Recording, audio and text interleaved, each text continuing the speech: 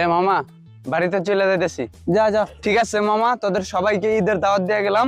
ঈদের দিন অথবা ঈদের পরের দিন সবাই আমাদের বাড়িতে চলে আসিস কিন্তু মামা। ওকে মামা, কিন্তু তোর বাড়ি যেন কই?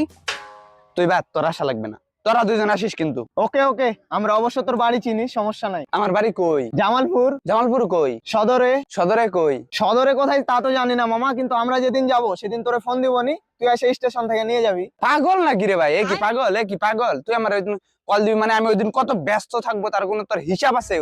ঈদের একটা সিজন, কত ব্যস্ত থাকে মানুষ, তার উপরে আবার আমাদের এলাকায় নেটওয়ার্ক নেই, আমার ফোন থাকবে বন্ধ, পাবি কি পাবি না তার তো কোনো গ্যারান্টি নেই।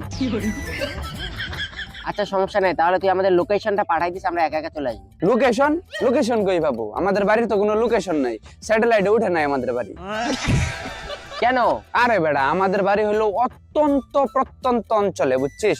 ওখানে সভ্য মানুষের বসবাসের অনুপযোগী, আর স্যাটেলাইটে আমাদের বাসা খুঁজে পাই নাই। তুই